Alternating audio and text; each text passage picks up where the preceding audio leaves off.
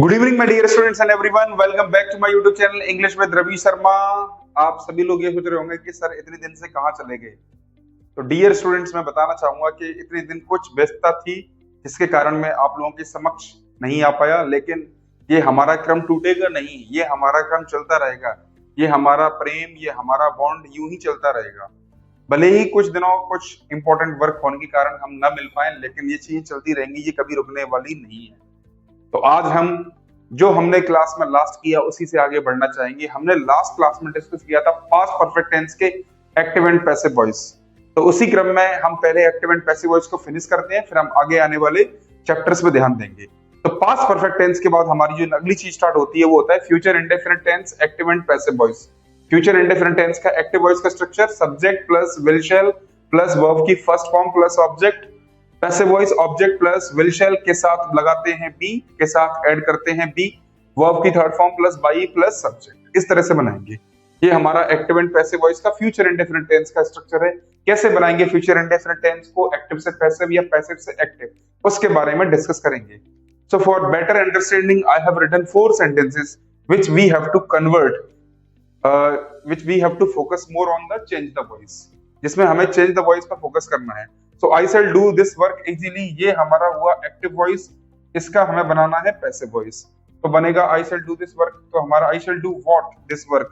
तो this work हमारा हुआ ऑब्जेक्ट जिसे हम आगे लिखेंगे, दिस वर्क के साथ लगाएंगे विल बी, फिर आएगी थर्ड फॉर्म, डू की थर्ड फॉर्म बनेगी done easily by me, easily by me. तो ये हमारा बन गया पैसिव वॉइस। सेकंड सेंटेंस पे आते हैं, she will open a new business. तो आपका जो ऑब्जेक्ट हुआ वो हुआ अ न्यू बिजनेस, ये पूरा है अ न्यू बिजनेस। यदि आप बिजनेस ले लेंगे तो अ न्यू का कोई मतलब नहीं रह जाएगा। तो मैंने लिखा अ न्यू बिजनेस, फिर आएगा आपका विल बी ओपन्ड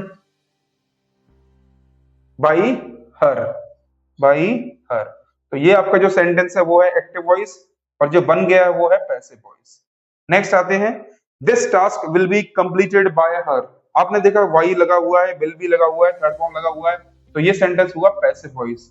इसको बनाएंगे हम एक्टिव वॉइस में। तो बाई हर को मैं आगे लेके आया तो बन गया शी विल, शी विल क्या कंप्लीट किसको, this task, she will complete this task.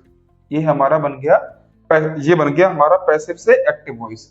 आपको बॉयज एंड गर्ल्स ये ध्यान देना है कि इस पहले सेंटेंस को देखना है, will be plus third form, ये बना पैसिव वॉइस और इसका ये बन गया एक्टिव वॉइस। ठीक है, तो हमने पैसिव से एक्टिव बनाया। अब आते हैं लास्ट फोर्थ सेंटेंस पे, she will be punished for her mistake. उसको उसकी गलती के लिए पनिश किया जाएगा, लेकिन ये काम किसके द्वारा किया जाएगा, इसे हिडन कर दिया गया है। आपने देखा कि विल बी लगा हुआ है, थर्ड फॉर्म लगा हुआ है, लेकिन बाई प्लस स्ट्रक्चर नहीं दिया है, तो हमें बाई मानना पड़ेगा इसमें। बाई देम, ये कोई भी एक ऐसा पर्सन मान सकते हैं जो सेंटेंस में नहीं दिया है। मैंने बाई देम मान के बनाया तो बन गया दे विल, फिर आएगा इसके बाद आएगी first form, they will punish किसको, शी का बन जाएगा हर, किसके लिए, for her mistake, for her mistake. ये हमारा सेंटेंस था पैसिव वॉइस और इसको हमने बनाया एक्टिव वॉइस में। तो बॉयज एंड गर्ल्स, ये मैंने बताया फ्यूचर इंडेफिनिट टेंस का फॉर्मूला शॉर्ट में, वहां पर एक्टिव वॉइस और पैसिव वॉइस का स्ट्रक्चर था सामने। उसके बाद हमने 4 सेंटेंस किए आराम से, और ये एग्जांपल के तौर पे किए। आप इनको घर पे रिवाइज कीजिए, फ्यूचर इंडेफिनिट टेंस पर एक अच्छी सी पकड़ बनाइए।